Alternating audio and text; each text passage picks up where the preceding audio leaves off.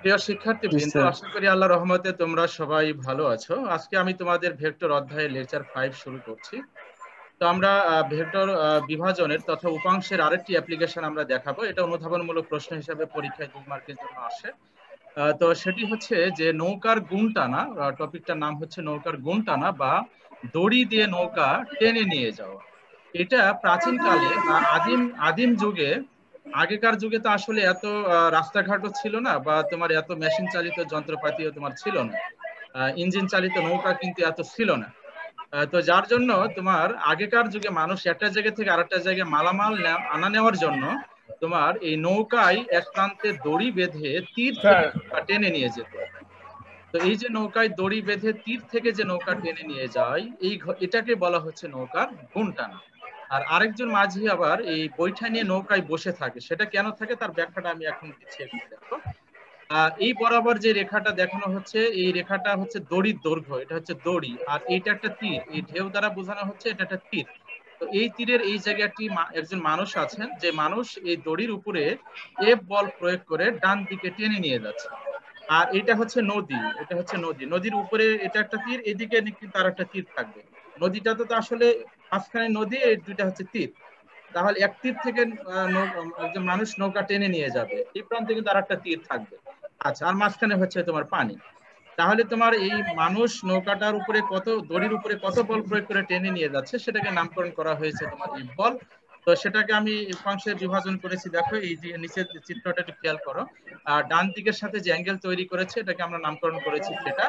তাহলে এফ এর ডান দিক বরাবর যে উপাংশ তৈরি হবে, that is F cos theta. তোমাদের অনেক শব্দ আসছে, আমাকে আনমিউট করতেই স্যার হবে। আপনি সবাইকে আনমিউট স্যার করে দেন আপনার স্যার। আনমিউট করতেই হবে, তোমাদের আসলে সেন্স নাই তোমাদের আসলে, বারবার বলছি।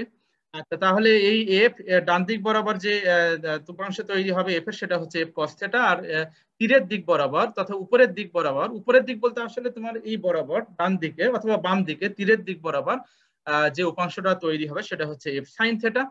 এফ কস থিটা বলের কারণে নৌকাটা সামনের দিকে এগিয়ে যাবে, আর এফ সাইন থিটা বলের কারণে কিন্তু এই নৌকাটা তীরের দিকে যাবে। তো তোমরা কি খেয়াল করেছো যে নৌকা যদি তীরের দিকে যায়, তাহলে কিছু দূর যাওয়ার পরে তো নৌকা তীরের সাথে তথা মাটির সাথে তো সংঘর্ষ হবে, লেগে যাবে। তাহলে তো নৌকার সামনের দিকে যাবে না। এই জন্য যে কাজটি করতে হবে, এই যে এই তীরের দিকে যেটা বল তৈরি হচ্ছে এফ সাইন থিটা, তার বিপরীত তীরের দিকে অর্থাৎ নিচের দিকে আরেকটা বল তোমাকে ক্রিয়েট করতে হবে এফ সাইন থিটার সমান। তাহলে কি হবে জানো? তাহলে এই যে মাঝি যিনি এই নৌকায় বসে আছেন বৈঠা নিয়ে, এই বৈঠা দিয়ে হাল ধরে, যারা নৌকা চালায় কিভাবে হাল ধরতে হয় তারা জানে। তো সেই হাল ধরে তোমার এই নৌকা যে আগে এফ সাইন থিটা বলের কারণে ওই তীরের দিকে যাচ্ছিল, এই মাঝি তখন বৈঠা দিয়ে হাল ধরে এফ সাইন থিটা বলের সমান আর একটা বল এই নিচের তীরের দিকে তোমার প্রয়োগ করবে। ফলে এফ সাইন থিটা বলের মান আর এই বৈঠা দিয়ে যে হাল ধরবে বিপরীত দিকে যে বল, এই বলটা আর এফ সাইন থিটাটা পরস্পর কি হবে? সমান হবে।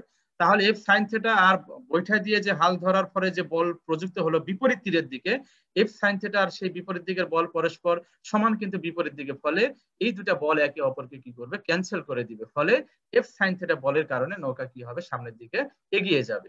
আচ্ছা, এখন আমি তোমাদের একটু আনমিউট করতে হবে, তোমরা বুঝতে পেরেছো কিনা একটু আমি দেখে নিই। আচ্ছা, সবাই কি আমাকে শুনতে পাচ্ছে এখন? জি জি স্যার। স্যার, জি জি স্যার। স্যার। একটা প্রশ্ন ছিল স্যার। জি হ্যাঁ স্যার। বলো, কুইক বলবা। স্যার যদি কোণ না দেওয়া থাকে তাহলে স্যার মাটির সাথে যে কোণটা হবে ওটাকে আমরা অনুভূমিক ধরবো, আর লম্ব বরাবর ওটাকে আমরা উলম্ব বরাবর কোণ ধরে নিব। হ্যাঁ হ্যাঁ, কোন একটা ধরতে হবে তোমাকে। কোন সাধারণত সবসময় গতির দিকে ধরা হয়, এই ডান দিকে। অর্থাৎ তোমার নৌকাটা তো যাবে তোমার পানির উপর দিয়ে বরাবর, আনুভূমিক বরাবর। যার জন্য তোমার আনুভূমিকের সাথে তথা গতির দিকের সাথে কোনটা ধরে নিতে হয়। এটা যে কোনো অ্যাঙ্গেল হতে পারে। তুমি এখানে দড়ি বেঁধে দড়ির দৈর্ঘ্যের উপরে এই অ্যাঙ্গেলটা নির্ভর করবে। দড়ির দৈর্ঘ্য যদি বেশি হয়, খেয়াল করো এখানে আরেকটা অনুধাবনমূলক প্রশ্ন পরীক্ষা আসে, যে গুণ টানা নৌকার ক্ষেত্রে নৌকার গতি কিভাবে বৃদ্ধি করা যায় ব্যাখ্যা করো। এটা অনুধাবনমূলক একটা প্রশ্ন। গুণ টানা নৌকার ক্ষেত্রে নৌকার গতি কিভাবে বৃদ্ধি করা যায়। আচ্ছা, গতি বৃদ্ধি করতে হলে গতির দিকে যে উপাংশ তৈরি হয়েছে এফ কস থিটা, এই বলের মানটা আমার কি করতে হবে? বৃদ্ধি করতে হবে। আর এফ সাইন থিটা তীরের দিকে যে বল কাজ করছে এই বলের মানটা আমাকে কি করতে হবে, কমাতে হবে। আচ্ছা এখন তাহলে বলো তো এই মানুষটা যে বলে টেনে নিয়ে যাচ্ছে সেই বল প্রয়োগ করার ক্ষমতা তো তার কনস্ট্যান্ট, প্রযুক্ত বল তো কনস্ট্যান্ট, এফ তো কনস্ট্যান্ট। কিন্তু আমরা যদি দড়ির দৈর্ঘ্যটা বৃদ্ধি করি, ভালো করে খেয়াল করো, এই দড়ির দৈর্ঘ্য যদি আমরা বৃদ্ধি করি তাহলে মানুষটা এতটুকু দড়ির দৈর্ঘ্যের জন্য এই পয়েন্ট থেকে টেনে নিয়ে যাচ্ছিল, আমার কার্সরটা খেয়াল করো, মানুষটা এই পয়েন্ট থেকে টেনে নিয়ে যাচ্ছিল। আচ্ছা, এবং এই ক্ষেত্রে ধরো আমরা একটা অ্যাঙ্গেল নামকরণ করলাম থিটা ইকুয়াল টু ধরো 30 ডিগ্রি। আচ্ছা, এখন আমি যদি এই গুণের দৈর্ঘ্য তথা দড়ির দৈর্ঘ্য যদি বৃদ্ধি করি তাহলে এই মানুষটা কি এখান থেকে টেনে নিয়ে যাবে না আরেকটু সামনে তাকে যেতে হবে? যেহেতু গুণের দৈর্ঘ্য তুমি বৃদ্ধি করেছো তাহলে এই মানুষটাকে এখান থেকে আরেকটু ডানে তীর বরাবর আরেকটু ডান দিকে সামনে যেতে হবে। তাহলে বলতো গুণের দৈর্ঘ্য বৃদ্ধি পেলে তথা দড়ির দৈর্ঘ্য বৃদ্ধি পেলে এই গতির দিকে থিটা কমে যাবে, থিটা কি হবে? থিটা কমে যাবে। থিটা কমে গেলে ম্যাথমেটিক্যাল জ্ঞান, থিটা কমে গেলে এই cos উপাংশের মান কি হয় বলো? বেড়ে যাবে। এফ তো কনস্ট্যান্ট, কিন্তু cos এর মান বৃদ্ধি পাওয়ার কারণে দিকের যে উপাংশ এফ এই টোটালটার মান কি হবে? বৃদ্ধি পাবে। আর তীর বরাবর যে বলটা তৈরি হচ্ছে এফ সাইন থিটা এই বলের মানটা কমে যাবে। তাহলে তীরের দিকের বলটা কমে গেল, বাট গতির দিকের বল বৃদ্ধি পাওয়ায় এই ক্ষেত্রে নৌকার গতিটা তোমার কি হবে? ত্বরান্বিত হবে তথা বৃদ্ধি পাবে। নৌকার ক্ষেত্রে নৌকার গতি আমরা কিভাবে বৃদ্ধি করতে পারি? এই যে দড়ির দৈর্ঘ্য বৃদ্ধি করলে কি হবে, গতির দিকের সাথে উৎপন্ন যে কোণ এই কোণের মান কমে যাবে। আমরা জানি কোণের মান কমে গেলে cos এর মান বৃদ্ধি পায় আর sin থিটার মানটা কি হয়? কমে যায়। হাত উঠাচ্ছ কেন? প্রশ্ন করো আমাকে সরাসরি। গৌরব সাহা, হাত উঠাইতেছো কেন? তোমার সবাইকে আনমিউটে রাখা আছে। গৌরব সাহাকে। হ্যাঁ স্যার, আমি স্যার। হ্যাঁ বলো। এই ঘুমটার যে রশি দিয়ে যে টানে এটার সাথে কি বৈঠার লোকের কোনো সম্পর্ক আছে? বৈঠা? হ্যাঁ, বৈঠার কোনো সম্পর্ক আছে? অলরেডি বলা হয়ে গেছে, তুমি ক্লাসে ছিলা না নাকি? বৈঠা দিয়ে কি করা হচ্ছে একজন বলো তো? একটু প্রবলেম ছিল স্যার। স্যার নিচে হাল ধরো স্যার sin বল প্রয়োগ করা হচ্ছে sin থিটার বিপরীত দিকে বল সৃষ্টি করা। ধরো নৌকাটা সামনের দিকে যাচ্ছে, এখন বাম দিকে একটা তীর আছে, ডান দিকে আরেকটা তীর আছে। এখন বাম দিকে তীরের দিকে ধরো এফ সাইন থিটা বলটা তৈরি হয়েছে। তাহলে এই এফ সাইন থিটা তো একটা বল, তাহলে সেই বল তো নৌকাকে ঠেলে এই বাম দিকে তীরের দিকে নিয়ে যাবে, কিন্তু তীরের দিকে নিয়ে গেলে তো একটা সময় সে মাটির সাথে লেগে যাবে, ফলে তো নৌকার সামনের দিকে এগিয়ে যাবে না। তাহলে আমাকে নৌকাকে তার অবস্থানে রেখে সামনের দিকে নিয়ে যেতে হবে, তার অবস্থান থেকে সামনের দিকে নিতে হবে। তাহলে আমার এই যে বাম দিকে যে এফ সাইন থিটা তৈরি হলো, এই মাঝি বৈঠা দিয়ে বিপরীত দিকে হাল ধরে এই বরাবর এই ডান দিকের তীরের দিকে একটা বল ক্রিয়েট করবে। তাহলে এই ডান দিকের তীরের দিকে যে বলটা ক্রিয়েট করবে সেই বল আর এফ সাইন থিটা এই দুটা বল সমান হয়ে গেলে এরা একে অপরকে ক্যান্সেল করবে, নিষ্ক্রিয় করবে। এই এফ সাইন থিটাকে নিষ্ক্রিয় না করলে তো নৌকা সামনের দিকে যাবে না, এটা তো তীরের সাথে মাটির সাথে লেগে যাবে। তাহলে এই মাঝি বৈঠা দিয়ে বিপরীত দিকে হাল ধরে বিপরীত দিকে তোমার এফ সাইন থিটা এই উপরের দিকে এই তীরের দিকে হলে এই পাশে আর একটা তীর আছে, তো সেই তীরের দিকে বৈঠা দিয়ে বল প্রয়োগ করতে হয় হাল ধরে পানিতে। তাহলে ওই বল আর এই বল হাল দিয়ে দ্বারা প্রযুক্ত বল যখন সমান হবে তখন এফ সাইন থিটা নিষ্ক্রিয় হয়ে যাবে, ফলে এফ কস থিটা বলের কারণে নৌকা সামনের দিকে এগিয়ে যাবে। ক্লিয়ার হয়েছে সবাই? এই তাহলে মোটামুটি আমরা এখানে আরো অনেকগুলো উদাহরণ আছে। হ্যাঁ, ট্রলি ব্যাগের ক্ষেত্রে সেম ঘটনা। ট্রলি ব্যাগের ক্ষেত্রে তোমার এই যে দুটো উপাংশ তৈরি হবে, একটা এফ কস থিটা আর একটা F sine theta. F cos theta বলের কারণে ট্রলিটা সামনের দিকে এগিয়ে যায়, আর এফ সাইন থিটাটা তোমার উপরের দিকে কাজ করে, যেটা তোমার ওটার ওজনকে তোমার নিষ্ক্রিয় করে। আর আরেকটি জিনিস হলো ট্রলি ব্যাগের গতি আমরা কিভাবে বৃদ্ধি করতে পারি। সেম জিনিস, তুমি যেমন নৌকার গতির ক্ষেত্রে দড়ির দৈর্ঘ্য বৃদ্ধি করে নৌকার গতি বৃদ্ধি করলে, তাহলে ট্রলি ব্যাগের ক্ষেত্রে তুমি টেনে নিয়ে যেতে সুবিধা ফিল করার জন্য বা সুবিধাজনক অবস্থা তৈরি করার জন্য তুমি কি করবে, ওই যে তোমার ট্রলি ব্যাগের হাতল, এই হাতলের দৈর্ঘ্য যতটা সম্ভব বাড়াতে হবে। তাহলে হাতলের দৈর্ঘ্য তুমি যত বৃদ্ধি করবে তাহলে তোমার এই বল এই যে এই রেখাটা কমে যাবে, ফলে কোণ কমে যাবে, এফ কস থিটার মানটা বৃদ্ধি পাবে। আর এফ কস থিটা যত বৃদ্ধি পাবে, এফ কস থিটা তো গতির দিকের উৎপন্ন বল, তাহলে এফ কস থিটা বলের কারণে সে ট্রলি ব্যাগের গতি কি হবে? বৃদ্ধি পাবে, ফলে টেনে নিয়ে যাওয়া সহজ হবে। এই হচ্ছে অনেকগুলো ঘটনা আছে, আমি দুইটা ঘটনা ব্যাখ্যা করলাম, ট্রলি ব্যাগেরটা বলে দিলাম। এইগুলো থেকে অনুধাবনমূলক প্রশ্ন হয় 2 মার্কের, এগুলো খুব সুন্দর করে বাসায় পড়বে এবং রাইট ডাউন করবে, সুন্দর করে লিখে রাখবে খাতায়। আচ্ছা, এবারে এই উপাংশের একটা অঙ্ক করব আমরা। এই উপাংশের সাহায্যে আমরা অঙ্ক করব। এই যে সাইন থিটা কস থিটা যে উপাংশ আমরা তৈরি করেছি তার একটা ম্যাথমেটিক্যাল প্রয়োগ, দ্যাট ইজ ভেরি ইম্পর্টেন্ট। দেখো আমরা এখানে 2 ডাইমেনশনাল অ্যাক্সিস কল্পনা করেছি, x x dash y y dash. তো নিশ্চয়ই তোমরা জানো এটা হচ্ছে ফার্স্ট কোয়াড্রেন্ট, এটা সেকেন্ড কোয়াড্রেন্ট, নিচেরটা থার্ড আর ডানেরটা হচ্ছে ফোর্থ কোয়াড্রেন্ট। এবং কোন কোয়াড্রেন্টে কি হয়, ফার্স্ট কোয়াড্রেন্টে সবগুলো প্লাস হয়, সেকেন্ড কোয়াড্রেন্টে x মাইনাস y প্লাস, এগুলো তো জানো তাই না, এগুলো বলার দরকার নেই। আচ্ছা তাহলে এখন বলো তো এখানে এই এই ও বিন্দুতে তিনটা বল ক্রিয়াশীল, একটা F1 আর একটা F2 আর একটা F3। প্রত্যেকটা বল তো ভেক্টর রাশি তাই না, তার উপরে ভেক্টর চিহ্ন দিয়ে আবার মডুলাস নেওয়া হচ্ছে। আচ্ছা মডুলাস মানে কি বলতো, তাহলে বলগুলোর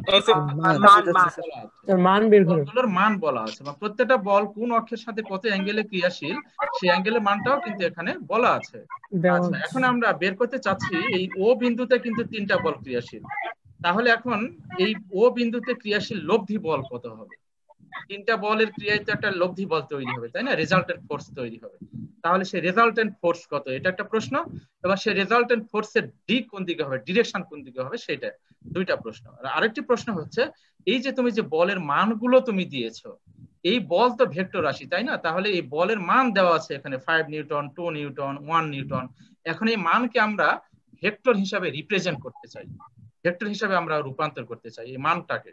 তাহলে ভেক্টর হিসাবে রূপান্তর করার জন্য দেখো আমরা এখন উপাংশের সাহায্য নিব। দেখো এই F1 টা কোন কোয়াড্রেন্টে আছে বলো তো, F1 টা কোন কোয়াড্রেন্টে? ফার্স্ট কোয়াড্রেন্টে তোমার দুইটা অর্থাৎ x কম্পোনেন্ট y কম্পোনেন্ট দুইটাই কি হবে, প্লাস হবে। আচ্ছা এখন বলো তো F1 কার সাথে 60 ডিগ্রি অ্যাঙ্গেল তৈরি করেছে? x এর সাথে, x অক্ষের সাথে OX এর সাথে, OX এর সাথে। আচ্ছা বলো তো তাহলে F1 এর আনুভূমিক উপাংশ কোন বরাবর হবে, x অক্ষ বরাবর না y অক্ষ বরাবর? এবং OX বরাবর তথা ধনাত্মক x অক্ষ বরাবর একক ভেক্টর কি জানা আছে আমাদের, i ক্যাপ। তাহলে ধনাত্মক দিক বরাবর তার উপাংশ হবে F1, এই 60 ডিগ্রিটাকে θ1 নামকরণ করা হচ্ছে। তাহলে F1 cos θ1, খেয়াল করো ডান দিকে দেখো কার্সর নড়াচ্ছি আমি, F1 cos θ1 তাকে i ক্যাপ দ্বারা গুণ করা হলো। কেন i ক্যাপ দ্বারা গুণ করলাম, কেননা ওটাকে ভেক্টর হিসেবে আমি রিপ্রেজেন্ট করতে চাই। তো যেহেতু x অক্ষের একক ভেক্টর হচ্ছে i ক্যাপ, এইজন্য এখানে i ক্যাপ দিয়ে গুণ করা হয়েছে। তাহলে F1 cos θ1 i cap plus ত্রিভুজ সূত্র থেকে এটা চলে আসে প্লাস, তুমি যদি এই যে এখান থেকে লম্ব টেনে দাও, এই যে এখান থেকে যদি এই পয়েন্ট থেকে লম্ব টেনে দেওয়া হয়, তাহলে এই পয়েন্টে যে এখানে ছেদ করবে সেটাই হচ্ছে তোমার ওই যে F1 cos θ1 i ক্যাপ। আর এইটুক যে দৈর্ঘ্য সেটাই হচ্ছে তোমার এই বরাবর যে ভেক্টরটা, সেটাই হচ্ছে তোমার F1 sin θ1 j ক্যাপ। আচ্ছা sin θ কেন এলো এখানে বলো, sin θ হচ্ছে লম্ব উপাংশ, y অক্ষ বরাবর যে উপাংশ। তো x অক্ষ বরাবর যে উপাংশ অর্থাৎ আনুভূমিক বরাবর যে উপাংশ সেটা তো cos অ্যাঙ্গেল, আর উলম্ব উপাংশ হচ্ছে sin angle. F1 cos θ1 i cap যেহেতু x অক্ষের এই উপাংশটা, আর এটা হচ্ছে F1 sin θ1 j ক্যাপ। একটু কাটাকাটি হয়েছে, ভুলে আমি cos লিখেছিলাম, এটা sin হবে। তাহলে F1 sin θ1 j cap. j cap কেন, কারণ এটা y অক্ষ বরাবর এই মানটি, এবার সেটাকে ভেক্টর হিসেবে রিপ্রেজেন্ট করার জন্য j ক্যাপ দিয়ে গুণ করা হয়েছে। এই লাইনটা ক্লিয়ার হয়েছে কিনা বলো তো, তাহলে বাকিগুলো সব পারবে। জি স্যার। আচ্ছা এখন মান বসিয়ে দাও, F1 কত 5 cos θ1 কত 60 ডিগ্রি i ক্যাপ, এবারে F1 কত 5 sin θ1 কত 60 ডিগ্রি j ক্যাপ। এবারে এখানে ক্যালকুলেশন করা হয়েছে, ক্যালকুলেটর টিপে তোমরা ক্যালকুলেশন করলে এই ভেক্টরটা তৈরি হয়ে গেল। তাহলে দেখো আমরা 5 নিউটন যে বলটা ছিল F1 ভেক্টরের মান ছিল, সেটাকে দেখো কিভাবে ভেক্টর হিসেবে রিপ্রেজেন্ট করলাম। এইটুকু ক্লিয়ার হয়েছে কিনা আমাকে একটু বলো। এবারে যে পারবে সে বলবে এটা F1 ভেক্টর তৈরি হয়ে গেল, খুব সিম্পল কিন্তু দেখো যদি বুঝে থাকে এই কম্পোনেন্ট গুলো। আচ্ছা এবারে যে পারবে সে বলবে F2 ভেক্টর আমি লিখতে চাই, F2 ভেক্টরের মান বলা আছে কিন্তু এখানে 2 নিউটন। তাহলে আমি এটাকে ভেক্টর হিসাবে রিপ্রেজেন্ট করতে চাই, তাহলে দেখো কি করতে হবে, দেখো অলরেডি আমি এখানে লিখে দিয়েছি দেখো। আচ্ছা F2 টা কি থার্ড কোয়াড্রেন্টে না? জি স্যার, দুটোই মাইনাস হবে। জি স্যার মাইনাস হবে, কি দুইটাই মাইনাস হয়ে যাবে। তাহলে দেখো এখন দেখো তাহলে দুইটার পূর্বে মাইনাস দিয়েছি আমি, এখন কোন বরাবর আনুভূমিক উপাংশ হবে, কোন বরাবর উলম্ব উপাংশ হবে? x প্রাইম বরাবর আনুভূমিক, y বরাবর হচ্ছে আনুভূমিক, y প্রাইম বরাবর আনুভূমিক উপাংশ। হ্যাঁ ও y প্রাইমের সাথে যেহেতু 30 ডিগ্রি অ্যাঙ্গেল তৈরি করেছে, এটা θ2 নাম দিয়ে দাও, এই 30 ডিগ্রি অ্যাঙ্গেলটাকে θ2 নাম দিয়ে দাও। তাহলে ও y প্রাইম বরাবর কিন্তু আনুভূমিক উপাংশ। তাহলে আমরা কি লিখবো, F2 cos θ2 এবং তার সাথে কি আমি i ক্যাপ দিয়ে গুণ করব না j ক্যাপ দিয়ে গুণ করব? i ক্যাপ না, ভুল করলা কিন্তু, j ক্যাপ হবে। বেশিরভাগই ভুল বলেছে, j ক্যাপ, কেননা তোমার এই y প্রাইম অক্ষের সাথে তো উৎপন্ন কোণ এটা, তাহলে y প্রাইম বরাবর উপাংশ আনুভূমিক উপাংশ, তাহলে আনুভূমিক উপাংশ ওয়াই প্রাইম বরাবর, তো ওয়াই অক্ষ বরাবর একক ভেক্টর কি জে ক্যাপ। এই জন্য আমার এখানে আর মাইনাসটা কেন আসছে, ওটা থার্ড কোয়াড্রেন্ট।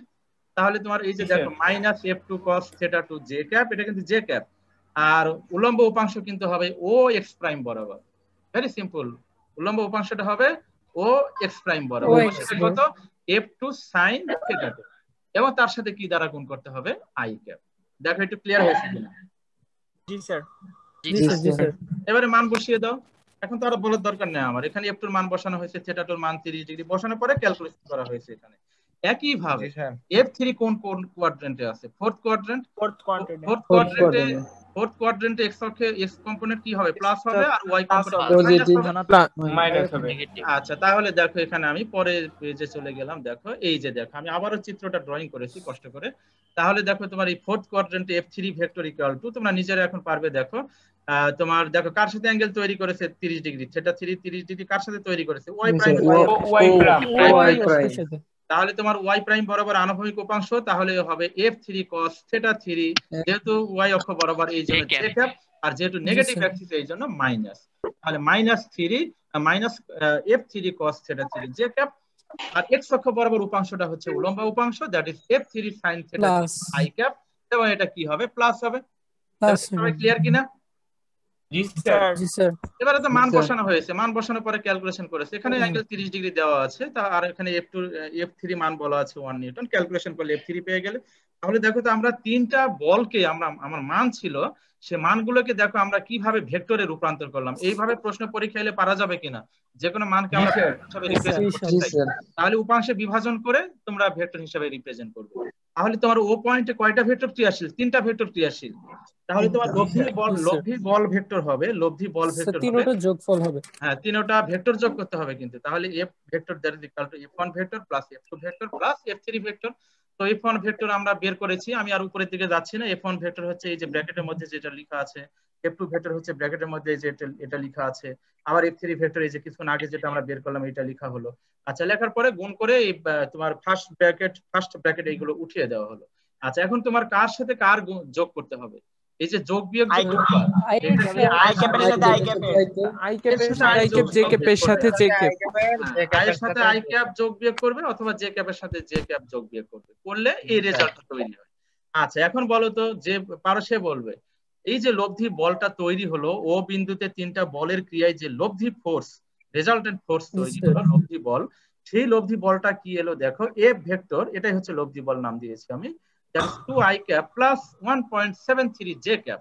বলো তো দুইটাই কি প্লাস এসছে না? জি স্যার। i cap ও প্লাস, j cap ও প্লাস, j cap এর পূর্বে প্লাস, i cap এর পূর্বে প্লাস, তাহলে এই লব্ধি বলটা কোন কোয়াড্রেন্টে থাকবে বলো? ফার্স্ট কোয়াড্রেন্টে। ভেরি সিম্পল, দেখো কত মজার লেখাপড়া, বুঝতে পারলে? তাহলে এটা ফার্স্ট কোয়াড্রেন্টে থাকবে লব্ধি ফোর্সটা। তাহলে এই ফোর্সের মানটা আমরা বের করে নিতে পারি f that is equal to root over, মান বের করার নিয়ম কি? ওই যে i এর সহগ তার উপরে স্কয়ার প্লাস j এর সহগ তার উপরে স্কয়ার। তাহলে i এর সহগ কত? 2 তার উপরে স্কয়ার প্লাস j এর সহগ 1.73 তার উপরে স্কয়ার, ক্যালকুলেশন করলে এটা হবে। এটা ক্যালকুলেশন গুলো তোমরা চেক করবে, হ্যাঁ, অনেক সময় আমার ভুল হতে পারে, তোমরা কি অবশ্যই ক্যালকুলেশন গুলো চেক করে দেখবে, আমার ভুল থাকতে পারে, তোমরা কারেকশন করে নিবে যদি ভুল থাকে। তাহলে লব্ধি বলের মান হলো এত নিউটন। ক্লিয়ার সবাই? জি স্যার। আচ্ছা, এবারে দিক বের করতে হবে। তাহলে আমরা তিনটা জিনিস বের করতেছি, একটা লব্ধি, চারটা জিনিস বের করলাম। প্রত্যেকটা বলকে আমরা ভেক্টরে রূপান্তর করলাম, এরপরে লব্ধি বল ভেক্টর বের করলাম, লব্ধি বল ভেক্টরের মান বের করলাম, এবারে লব্ধি বল ভেক্টরের দিক বের করব। আচ্ছা, তো দিক মানে কি? tan theta. তো tan থিটা মানে কি? লম্ব বাই ভূমি। লম্ব বাই ভূমি। tan theta shortcut formula apply করলেই হবে, tan থিটা হলো লম্ব বাই ভূমি। আচ্ছা, বলো তো লম্বে কোনটা আছে বলো তো? এটা যে y অক্ষ বরাবর, y অক্ষ বরাবর যেটা থাকে সেটাই লম্ব, আর x অক্ষ বরাবর যেটা সেটাই ভূমি। তাহলে আমার এখানে লম্ব অক্ষের মান কত? এই যে 1.73, আর ভূমি অর্থাৎ x অক্ষ বরাবর যে মান সেটা কত? 2। তাহলে tan θ = 1.73 ডিভাইডেড 2। ক্লিয়ার সবাই? এবার এটা tan ইনভার্স করলেই তোমার এটা কিন্তু tan θ সমান, তাহলে θ = tan ডান এনে ইনভার্স করে নিবে, নিয়ে ক্যালকুলেশন করলে ক্যালকুলেটর টিপলে তোমরা এই অ্যাঙ্গেলটা পেয়ে যাবে। তাহলে এই যে লব্ধি যে বলটা পেলে f, সেটা তোমার কোন অক্ষের সাথে এত ডিগ্রি কোণ তৈরি করেছে বলো? 40.8 স্যার x অক্ষের সাপেক্ষে, x অক্ষের, হ্যাঁ, x অক্ষের দিকের সাথে লব্ধি বলটা 40.86 ডিগ্রি কোণে ক্রিয়াশীল। তাহলে ওয়াই অক্ষের সাথে কত কোণে ক্রিয়াশীল এটাও বের করতে 90 ডিগ্রি থেকে 40 মাইনাস 40.86 ডিগ্রি মাইনাস করে ওয়াই অক্ষের সাথে উৎপন্ন কোণটা পেয়ে যাবে। দুইটাই দেখাবে। আমার পরামর্শ সবসময় দিক বলতে দুইটাই তোমরা বের করে দেখাবে। বইগুলোতে সবসময় যে কোনো একটা অক্ষের দিকে দেখিয়েছে, কিন্তু তোমরা আমার পরামর্শ দুইটাই তোমরা শো করবে। ক্লিয়ার সবাই? এক্স অক্ষ আর ওয়াই অক্ষ দুইটার সাথেই দেখাবো। হ্যাঁ, দুইটার সাথে দেখাবা, তাহলে এটা ক্লিয়ার হয়, ধারণাটা একদম ক্লিয়ার হয়ে গেল। যে এক্স অক্ষের সাথে বের করে 90 ডিগ্রি থেকে বিয়োগ করে দিলেই তো হয়, আলাদা করে বের করার কি কোন দরকার আছে?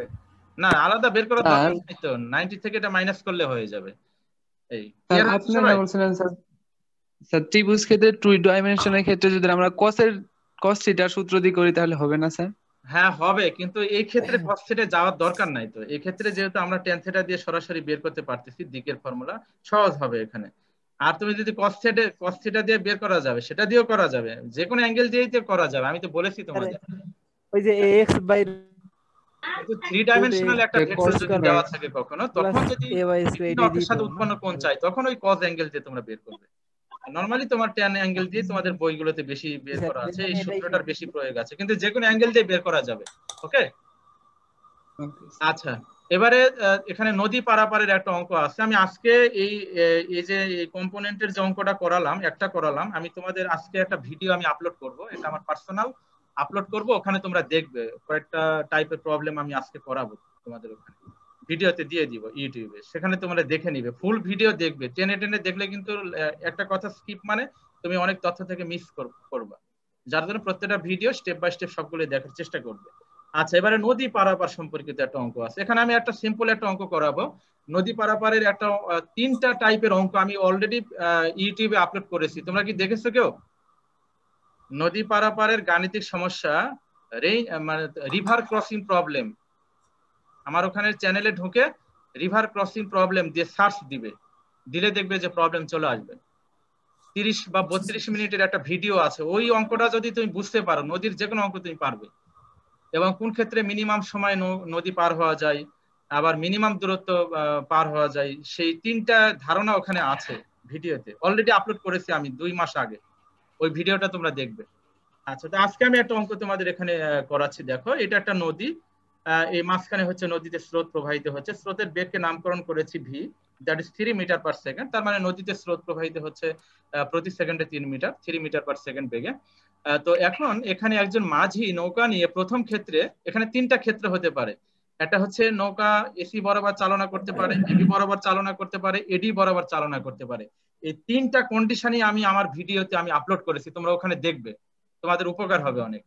আচ্ছা, তো এখন একজন মাঝি একটি নৌকা নিয়ে প্রথম ক্ষেত্রে স্রোতের বেগের দিকের সাথে আলফা কোণে এসি বরাবর 6 মিটার পার সেকেন্ড বেগে নৌকা চালনা করলে বি বিন্দুতে পৌঁছায়।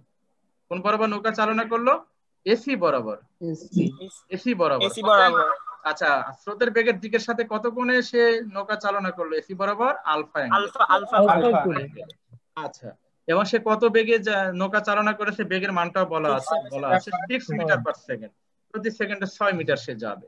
আচ্ছা, তো এইভাবে চালনা করলে সে কোথায় পৌঁছালো? অপর প্রান্তে তীরে বি বিন্দুতে পৌঁছালো, মানে এর অপোজিট বরাবর বি প্রান্তে পৌঁছালো। তাহলে এ থেকে বি তে পৌঁছানো মানে সে আসলে নদীর এই যে প্রস্থ, যেটা এই যে তোমার 2 কিলোমিটার, এই 2 কিলোমিটার দূরত্ব কিন্তু অতিক্রম করে গেল লম্ব বরাবর। হ্যাঁ, লম্ব বরাবর। আচ্ছা, এখন চেয়ে দেখো আলফা কত। এই যে তুমি যে এসি বরাবর 6 মিটার পার সেকেন্ড বেগে নৌকা চালনা করে বি বিন্দুতে পৌঁছালো, তুমি পৌঁছিয়েছো, তো আলফার মানটা চেয়েছে তোমার, অর্থাৎ কত কোণে তুমি নৌকা চালনা করেছিলে স্রোতের বেগের দিকের সাথে, এটা একটা প্রশ্ন। আর আরেকটা প্রশ্ন হচ্ছে নদী পার হতে মাঝিটির কত সময় লেগেছিল, অর্থাৎ এই যে তুমি যে এ থেকে ওই প্রান্তে বি তে তুমি পৌঁছিয়েছো বা মাঝিটি পৌঁছালো, তাহলে এই পৌঁছানোর জন্য কত সময় লেগেছে, এই দুটা প্রশ্ন চাওয়া হয়েছে। আচ্ছা, এখন দেখো তোমার এখানে এসি বরাবর নৌকা চালনা করলে সে কোন প্রান্তে, অপর তীরে কোন পয়েন্টে গিয়ে পৌঁছালো বলো? বি পয়েন্টে। রেসপন্স করো। জি স্যার। তাহলে কি জানো যে তোমার এই মাঝিটি যে পয়েন্টে পৌঁছাবে, আগের বিন্দু থেকে এই পয়েন্ট যোগ করে দিলে যে সরলরেখাটা পাওয়া যাচ্ছে, এই যে এবি যেটা এই যে সরলরেখা, এই বরাবরই তার লব্ধি বেগটা কাজ করবে, এই বরাবর। ওকে, আগে যে পয়েন্টে সে ছিল, কোথায় ছিল আগে? এতে। এখন সে এসি বরাবর নৌকা চালনা করায় কি এসি বরাবরই গিয়েছে না বি বিন্দুতে পৌঁছালো? সে তাহলে দুটা পয়েন্ট যোগ করে দিলে এই যে সরলরেখাটা পাচ্ছ না, এই বরাবর তার লব্ধি বেগটা কাজ করবে, এই বরাবর তার লব্ধিটা কাজ করবে। আচ্ছা এখন বলো তো এই লব্ধিটা, একটু বুদ্ধিমত্তার পরিচয় দিবে, এই লব্ধিটা ভি এর সাথে তথা স্রোতের বেগের দিকের সাথে কত ডিগ্রি অ্যাঙ্গেল তৈরি করেছে? 90 degree. 90 degree minus alpha. 90 degree minus alpha কেন বলতেছো? না স্যার শুধু 90 ডিগ্রি। শুধু 90 ডিগ্রি। এবি বরাবর তার লব্ধিটা কাজ করেছে, তাহলে এবি বরাবর মানে তো প্রস্থ, তাই না? এই যে নদীটার প্রস্থ, তাহলে প্রস্থের দিক তথা এ থেকে বি এর দিক আর ভি এর দিকের সাথে অ্যাঙ্গেল কত ডিগ্রি? 90 ডিগ্রি। 90 ডিগ্রি। তার মানে লব্ধি, তাহলে খেয়াল করো লব্ধি বেগ, ওই যে যেটাকে আমরা লব্ধি নামকরণ করি আর, তাহলে এই ক্ষেত্রে লব্ধি আর কার সাথে 90 ডিগ্রি অ্যাঙ্গেল তৈরি করেছে? ভি এর সাথে বলতে পারো, তথা স্রোতের বেগের দিকের সাথে আমরা বলবো এখানে, তাহলে ভি এর সাথে 90 ডিগ্রি অ্যাঙ্গেল তৈরি করেছে। তাহলে এই যে 90 ডিগ্রি এটা কি আলফা না থিটা বলো তো? এটা কি আলফা না থিটা? এটা হচ্ছে থিটা। আলফা প্লাস থিটা না, আলফা প্লাস থিটা না, এই 90 যেটা বলা হচ্ছে এটা হচ্ছে থিটা। এটা থিটা বলতে কি বোঝানো হয়? লব্ধির দিক। তাহলে লব্ধির কার সাথে 90 ডিগ্রি অ্যাঙ্গেল তৈরি করলো? ভি এর সাথে। তাহলে দেখো আচ্ছা, যার সাথে অ্যাঙ্গেল তৈরি করে, তাহলে লব্ধির দিকের যে formula tan θ = sin α divided p + q cos α। তাহলে যার সাথে অ্যাঙ্গেল তৈরি করে সেটা কি উপরে থাকে না নিচে থাকে? নিচে থাকে। এই যে দেখো আমি এতক্ষণ আমি ঢেকে রেখেছিলাম, এই যে ফর্মুলাটা দেখো, p এর মান বলা আছে 3 মিটার পার সেকেন্ড, u = বলা আছে 6 মিটার পার সেকেন্ড। এখন tan θ, এই যে থিটার জায়গায় কত লিখেছি আমি দেখো 90 ডিগ্রি। তাহলে tan 90 ডিগ্রি থিটার জায়গায় 90 ডিগ্রি, তার মানে লব্ধির দিকের সমীকরণ এটা। তাহলে tan θ = এখন এই 90 ডিগ্রি কার সাথে অ্যাঙ্গেল তৈরি করেছে? u এর সাথে না v এর সাথে? যার সাথে অ্যাঙ্গেল তৈরি করে সেটাকে নিচে লিখতে হয়। আমার কার্সরটা খেয়াল করে, এই যে ভি, আর অন্য জায়গায় কি থাকবে? ইউ থাকবে। তাহলে উপরে ইউ sin α ডিভাইডেড নিচে ভি প্লাস ইউ cos α। দেখো এই সমীকরণটা ক্লিয়ার কিনা? জি স্যার। এবারে তো ক্যালকুলেশন, তোমরা তো নিজেরাই পারবে ক্যালকুলেশন। তাহলে এখানে tan 90 ডিগ্রিকে ডানে এনে ভাগ করা হচ্ছে আর ইউ প্লাস ভি কে বাম পাশে আনা হচ্ছে। তো ভি প্লাস ইউ cos α কে বামে আনা হলো আর tan 90 ডিগ্রিকে এই পাশে এনে ভাগ করা হলো। আচ্ছা, tan 90 ডিগ্রি মান কত জানো তোমরা? অসংজ্ঞায়িত। বলো তো সামথিং ভাগ, এই যে সামথিং মানে ইউ sin α, এটা সামথিং ডিভাইডেড অসংজ্ঞায়িত মানে হচ্ছে ইনফিনিটি, অনেক বড় মান, 0 হবে। এটা করলে কত হয় ম্যাথমেটিক্যাল ভাষা? কত? 0। তাহলে সামথিং ভাগ ইনফিনিটি = 0। তাহলে আমার এখানে বাম পাশে কিন্তু আছে v + u cos α = 0। তাহলে cos α = কত হবে? -v/u। দেখো তো এই লাইনটা ক্লিয়ার হয়েছে কিনা? v ডানে গেলে মাইনাস হয়ে যাবে আর u ভাগ হয়ে যাবে। আচ্ছা, v এর মান u এর মান এখানে অ্যাপ্লাই করা হলো, দিয়ে ক্যালকুলেশন করলে হাফ হয়ে যাবে। আচ্ছা, এখন cos কত ডিগ্রি মান? হাফ। ক্যালকুলেটর টিপ দিবে তোমরা, 120 ডিগ্রি মান হচ্ছে 120 ডিগ্রি মান। তার মানে এই যে দেখো অঙ্কটার লজিকটা হচ্ছে, তুমি এই নদীর এই প্রান্ত এ বিন্দু হতে সোজা বি বিন্দুতে পৌঁছানোর জন্য স্রোতের বেগের দিকের সাথে কত কোণে নৌকা চালনা করতে হবে? 120 ডিগ্রি। এটা হচ্ছে একটা প্রশ্ন। আরেকটা প্রশ্ন আমি চেয়েছি, দেখো আরেকটা প্রশ্ন হচ্ছে যে নদী পার হতে কত সময় লেগেছিল মাঝিটির? আচ্ছা, তো নদী পার হতে এই বরাবর নদী পার হওয়া মানে কি সেই প্রস্থ, এই যে তোমার এই দূরত্বটা অতিক্রম করে গেল এবি যে দূরত্বটা। স্যার হ্যাঁ বলো। এটা কি সোজাসুজি পার হওয়ার ক্ষেত্রে এইটা? হ্যাঁ, সোজাসুজি পার হওয়ার ক্ষেত্রে এই যে অপর প্রান্তে বি তে পৌঁছালো সে, তাহলে এবি দূরত্বটা অতিক্রম করে গেল সোজা পার হওয়ার ক্ষেত্রে। এখানে তো স্রোতের সাথে মানে এসি বরাবর গিয়ে সমগ্র সময়টা হিসাব করে সময়টা বের করতে হবে। হ্যাঁ হ্যাঁ, এইজন্য স্যার এখানে এডি কি বোঝাচ্ছে? ক্যালকুলেশন করতে হবে। তুমি এসি বরাবর যে বেগ দিয়ে গিয়েছিলে সেই বেগ দিয়ে তো সময় বের করা যাবে না, তোমাকে বের করতে হবে এই এবি বরাবর লব্ধি যে বেগটা সেই বেগ দিয়ে তোমার দূরত্বকে ভাগ করতে হবে, সময়টা বের করতে হবে। জি স্যার। স্যার আমার একটা কোশ্চেন আছে স্যার। হ্যাঁ, তো তোমাদের যে প্রশ্নগুলো হচ্ছে না, এই প্রশ্নগুলো আমার ওই ভিডিওটা দেখবে, আমি ওখানে সুন্দর করে ছবি এঁকে আমি ড্রয়িং করেছি প্রত্যেকটা ক্ষেত্র। এসি একটা ক্ষেত্র, আমি তো এবি বরাবরও নৌকা চালনা করতে পারি না। এবি বরাবর নৌকা চালনা করলে কিন্তু বি তে পৌঁছাবে না, ডান দিকে কোনো জায়গায় গিয়ে পৌঁছাবে তুমি। আর এডি বরাবর নৌকা চালনা করলে আরো ডান দিকে অনেক দূরত্বে গিয়ে তুমি পৌঁছাবে। তিনটা ক্ষেত্র আমি ব্যাখ্যা করেছি আমার ওই ভিডিওতে। ওই ভিডিওটা দেখো, আমি সুন্দর করে ছবি ড্রয়িং করে করে আমি বুঝিয়েছি যে নৌকা। আপনার ভিডিওটা কি আপনার ইউটিউব চ্যানেলে দেওয়া আছে? হ্যাঁ দেওয়া আছে, ওখানে সার্চ দিবা, আমার ওখানে ঢুকে সার্চ দিবে যে রিভার ক্রসিং প্রবলেম দিলে ওইটা আসবে। আচ্ছা নিচের দিকে দেখবে 2-3 মাস আগে দিয়েছি ওইটা আমি। আচ্ছা এই যে এসি বরাবর তুমি যখন নৌকা চালনা করবে তখন তো স্রোত তোমার উপরে বল প্রয়োগ করবে তাই না, তখন কিন্তু তুমি আস্তে আস্তে ডান দিকে সরতে একটা সময় কোথায় পৌঁছাবা, বিতে পৌঁছাবা। এটা আমি চিত্র এঁকে এঁকে ব্যাখ্যা করেছি, ওখানে দেখো তাহলে ক্লিয়ার হয়ে যাবে। আচ্ছা এবারে চলে আসো, নদী পার হতে সময় কত, সময় মানে কত, তাহলে আমার যে এখানে যে ফর্মুলাটা অ্যাপ্লাই করব টি ইকুয়াল টু অতিক্রান্ত দূরত্ব ভাগ বেগ, ওই যে এস ইকুয়াল টু ভিটি যে ফর্মুলাটা, sir S equal to V T সূত্র sir, T equal S by V. তাহলে দেখো এখানে এই যে টি ইকুয়াল টু অতিক্রান্ত দূরত্ব ভাগ বেগ, টি ইকুয়াল টু অতিক্রান্ত দূরত্ব কত ডি মানে ওই যে প্রস্থ যেটা আর কি ডিভাইডেড বেগ। আচ্ছা এখন লব্ধি বেগ কত, এই প্রস্থ বরাবর কি কি বেগ কাজ করছে খেয়াল করো বলো তো। এসি বরাবর তো ইউ কাজ করেছিল তাই না, এসি বরাবর ইউ, সেটা স্রোতের বেগের দিকের সাথে কত কোণে, আলফা কোণে। আচ্ছা এখন বলো তোমার আলফা, তাহলে এই এসি বরাবর ইউ ছিল, তাহলে ইউ কার সাথে আলফা অ্যাঙ্গেল তৈরি করলো, ভি এর সাথে। তাহলে ইউ এর ভি বরাবর যে উপাংশ হবে সেটা কি হবে, ইউ কজ আলফা, আর তার 90 ডিগ্রি বরাবর, তার 90 ডিগ্রি বরাবর মানে কোন বরাবর বলো, এবি বরাবর যে উপাংশ সেটা হচ্ছে ইউ সাইন আলফা।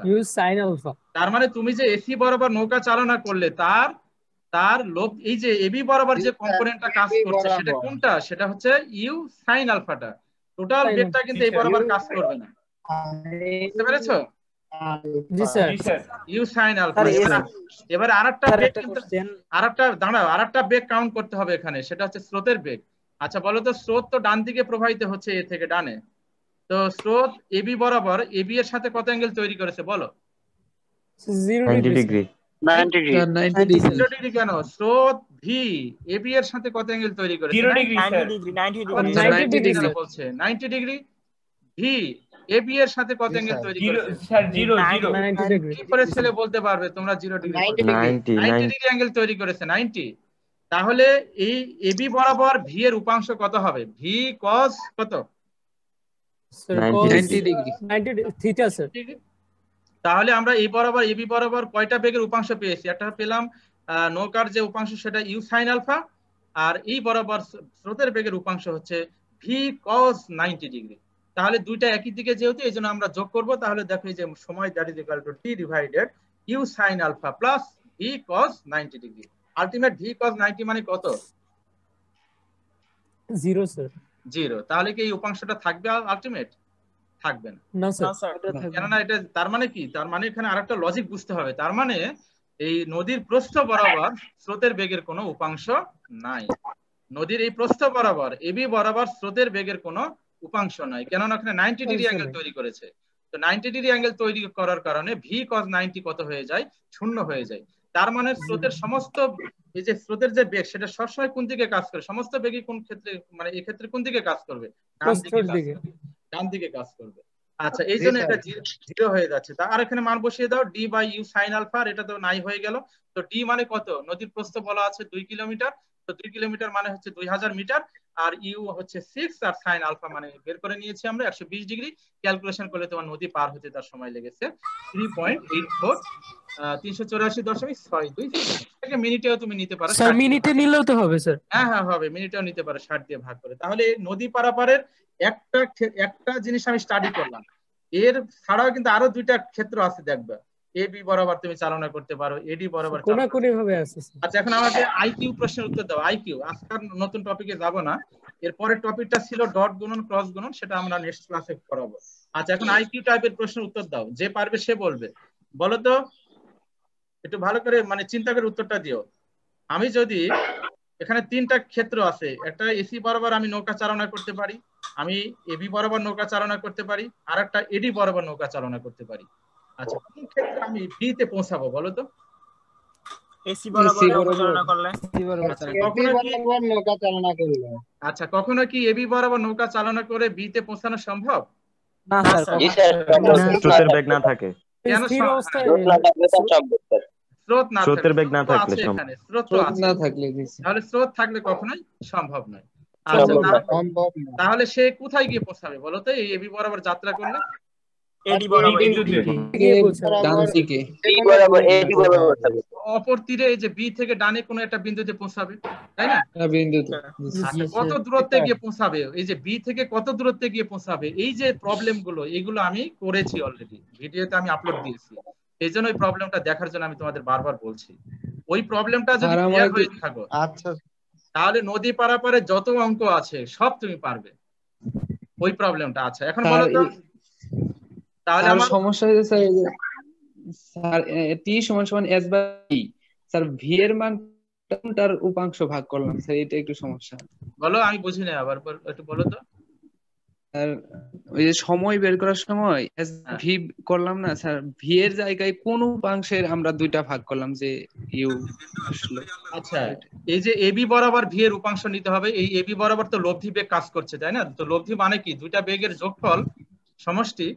তাহলে আমার এই নৌকার একটা এবি বরাবর বেগ এসছে, উপাংশ এসছে ইউ সাইন আলফা, আর স্রোতের বেগেরও তো একটা উপাংশ আসবে এবি বরাবর, সেটা কত?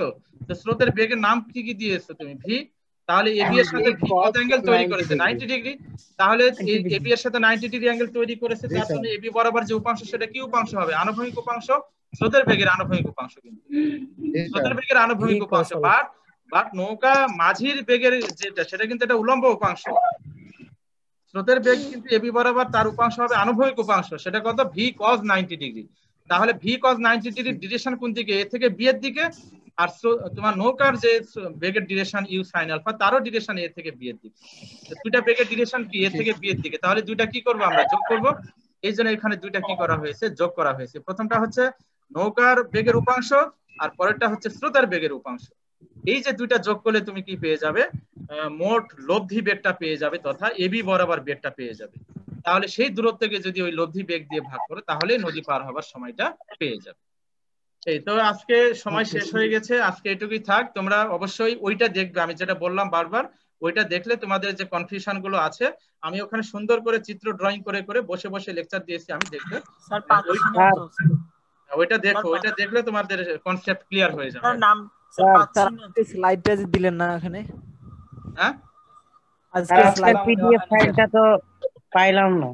প্রত্যেকটা ভিডিও আমি আমাদের কলেজের ওয়েবসাইট আপলোড করি, ওখানে না দেখে। স্যার এই যে এই স্লাইডটা sir, PDF file sir, PDF তো দরকার নাই, এটা আছে তো স্যার, এটা আছে স্যার, পিডিএফটা দেখো, এটা ওয়েবসাইটে আছে স্যার, এটা ওয়েবসাইটে আছে, ওয়েবসাইট থেকে দেখে স্যার নিন। পাই নাই ওয়েবসাইটে পাই নাই। না না, সব দেওয়া আছে, আমি সব দিয়েছি।